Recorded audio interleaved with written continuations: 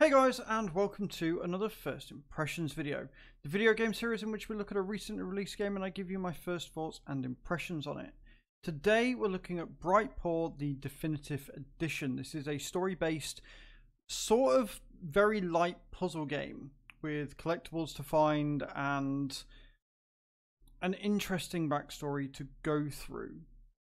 It's a very pretty game. You play as a cat, and I know that cats are pretty big right now.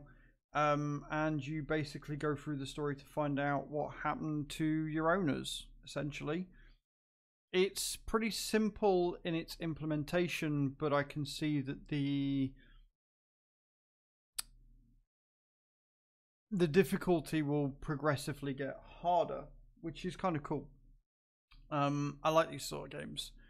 It's basically like a deck builder without being a deck builder. It's really odd, but you'll see that when we go in the gameplay. As always, we'll look through the settings first and then we'll jump straight into the game and see what it's all about.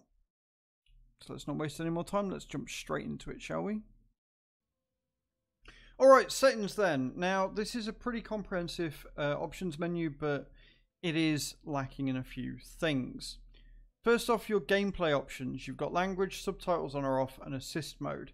Now, interestingly enough, it does have a separate accessibility mode, and yet they've put the subtitles here, but all the subtitles options in accessibility, which sort of makes sense, but sort of doesn't.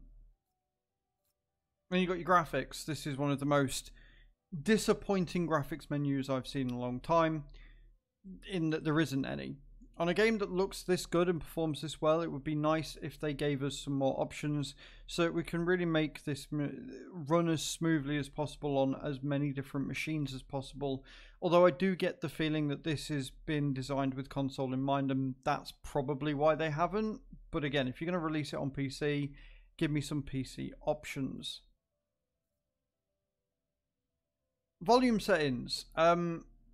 This highlights a problem with controller, which again is why I find it a bit weird that the game is being marketed, or looks like it's being marketed, as a console game when the console controls are not great. They are far too sensitive. So what will happen is if you use your controller to turn the volume up or down, it will go slightly for a few seconds, but if you hold it, it will just go all the other way. So it's a pain. It's an absolute pain to try and get right, whereas if you use your mouse, it will go wherever you point it to, or you can click and drag to get it to the right level, which is a lot easier and makes more sense.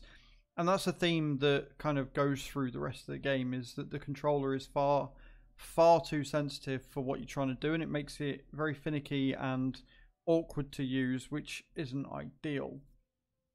Your accessibility options, however, are fantastic. I am really happy with this. You've got so many different options that you can do to the subtitles to make them work with you, your audience if you're streaming, etc. They also have a full colorblind mode, which you can switch on if you so desire, which we always love to see in games, and we definitely need more of that. Your controls are not rebindable, as is unfortunately the way even in 2022 with controller. And again, the sensitivity, there's no sensitivity options, and it would be nice if there was, so you could maybe get rid of that weird acceleration that you get with the thumbsticks. And there you have it. That's the options. Definitely not a bad options menu. The graphics menu needs improvement, serious improvement, but overall I'm pretty impressed. Let's jump into the game.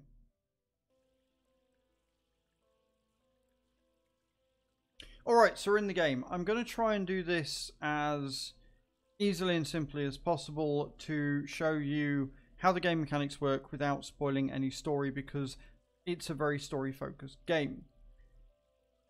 You have a number of cards that you can play. Each one of them do a different thing. You have to avoid the lasers and get Theo here all the way to the other side of the room. Right? Seems pretty simple.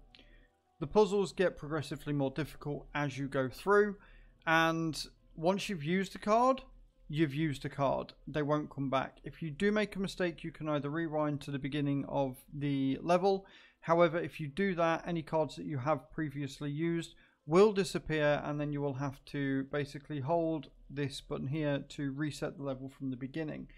If you do that, you will have to go through all of the story mode again, so it will reiterate, and it doesn't look like there's a skip button for that. You can move the camera around so you can see more of your surroundings, and again, you can only move through the grid. You can't hit items, you have to avoid them, and if you hit the lasers in this level, you will die a horrible death. So here we go, and then we're going to play a wait card to get rid of that, and then we're going to go forward, so we are through the lasers, and then we're going to see if we can avoid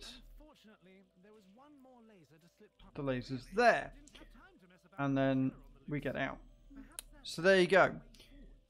That's the game, and you've basically got to figure out what's going on with your family, why they're dead, and try not to die. It's a pretty good game. I enjoy it quite a bit. I like the fact there's things that you can click on to give you some background and things to collect and stuff. And again, it doesn't look like a bad game. A few options changes here and there, and you're on to a winner. So there you go, guys. Thank you very much for watching. I hope to see you all next time. Ciao, ciao.